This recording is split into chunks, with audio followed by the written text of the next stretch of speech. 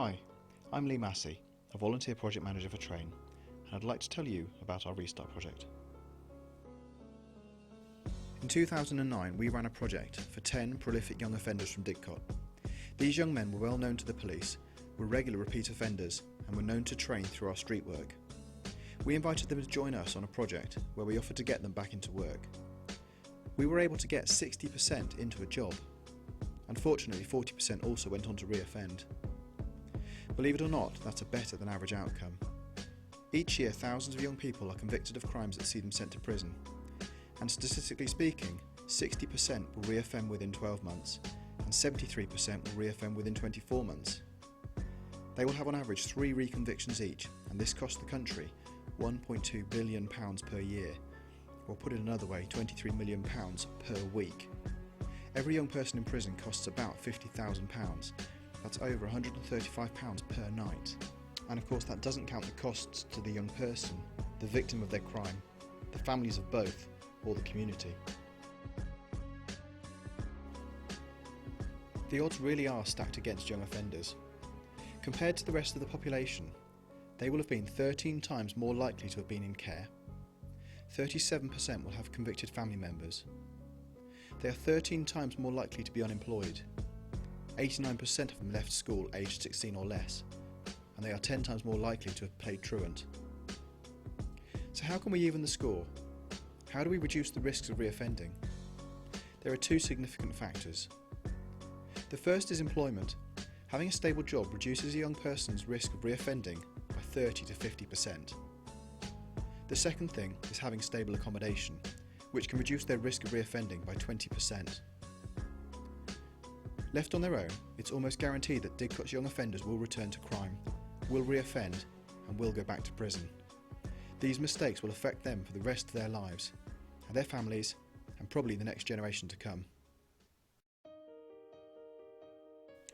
So how do we go about helping these young people break the cycle?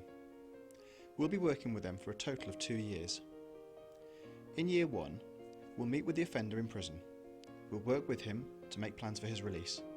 We'll talk about where he'll live, about getting him a job, and finding out who's there to help him as part of his support network.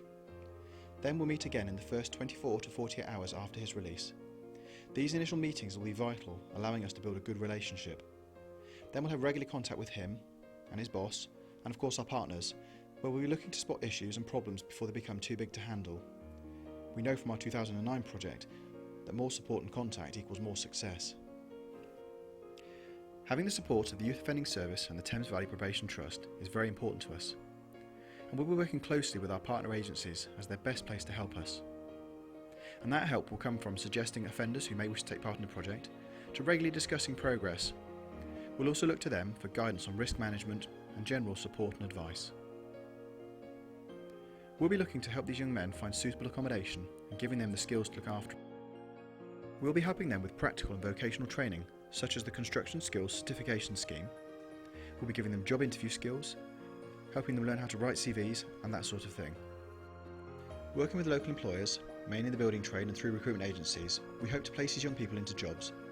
We'll teach them how to deal with practical issues to help them stay in a job, and if they lose their job, we'll help them try and get another one. And we'll be helping them access support agencies and services to get the best out of the situation and maximise their chances of success. Then in year 2, we plan to take them on a social action trip. Paul Gander, our Restart Project youth worker, went to El Salvador in 2007 on a building programme. He witnessed firsthand the poverty and harsh realities of life that people living in the third world face every day. He became acutely aware of the stark contrast to modern Western life, to a life in the UK and to a life in Didcot. This had a profound and lasting effect on him, and we hope to give the ex-offenders the same experience, to transform their outlook on the world. After the trip, we'll take a step back. We need the young people to have some independence and to see if our mentoring and social action has had the effect we hope, but without those weekly meetings. And as the long-term change must come from the young person, we'll step back to allow them the time and space to make their own decisions, but still recognising our duty of care, we'll support them if they ask for our help. We'll also be reporting on how things are going. This is important as it's a pilot study and we need to understand what works and what doesn't. We'll also hold project exit interviews. And of course, the end of year 2 doesn't have to be the end of Restart. So in summary, What do we want to see happen? We hope to see 80% of our young people not reoffend in year 1, and don't forget the national average is only 40%. We're hoping for at least 60% to not reoffend in year 2, and that's versus the 27% national average.